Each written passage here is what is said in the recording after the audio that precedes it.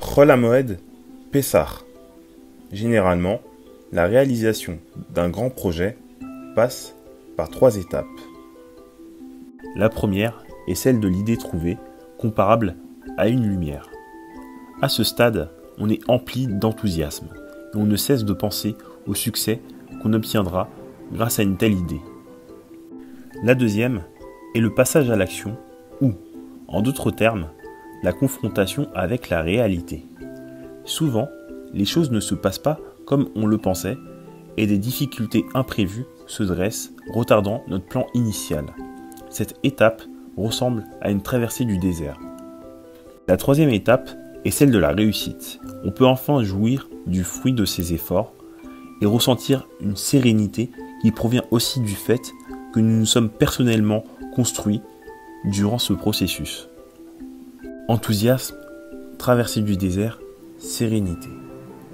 Ce schéma transcende tous les aspects de la réalité. S'il n'a pas lieu, les choses ne durent généralement pas, soit parce qu'on a abandonné trop rapidement, soit parce qu'on a réussi trop facilement. L'étape que nous traversons, Pessah, 49 jours de Homer, Shavuot, représente la source spirituelle de ces 3 étapes. Le Ari Akadosh enseigne que Pessah correspond au réveil d'en haut.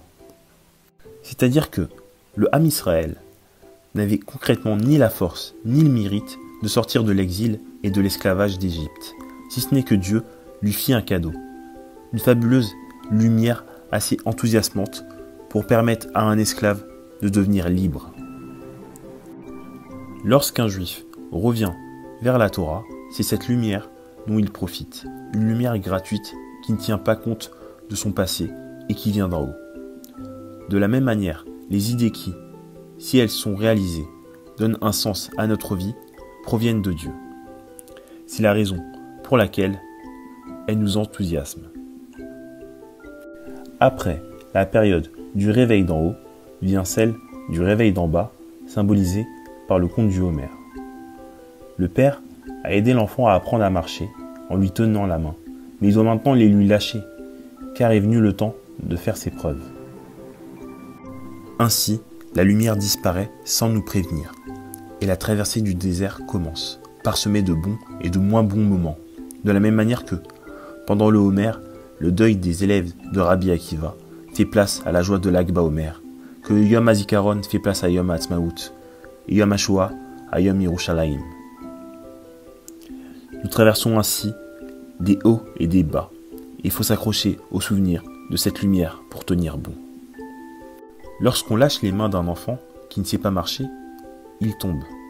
Mais s'il se relève constamment, jusqu'au moment où il devient autonome, si son père l'empêchait toujours de tomber, par amour, il ne lui rendrait pas service. Rabbi Nachman de Breslev enseigne qu'il est interdit de se décourager. Dans la Torah 48 du 2e tome du Likutei Moharan, il nous apprend que celui qui veut vraiment se rapprocher de Dieu aura dans un premier temps l'impression d'être repoussé et de n'être plus aidé. Alors peu importe ce qui se passera et les chutes qu'il connaîtra, s'il tient bon, il réussira. En outre, on n'est jamais aussi proche du but que lorsque l'on a l'impression qu'on n'y arrivera jamais. Celui qui a réussi quelque chose d'important racontera toujours comment il a failli abandonner. Shavuot finira par arriver. Et parce que nous y croyons, nous comptons les jours qui nous séparent de ce grand moment. Ce moment où nous retrouvons la lumière originelle et avec la noblesse de l'avoir méritée, grâce à nos efforts. La sérénité propre à l'homme libre. Amen.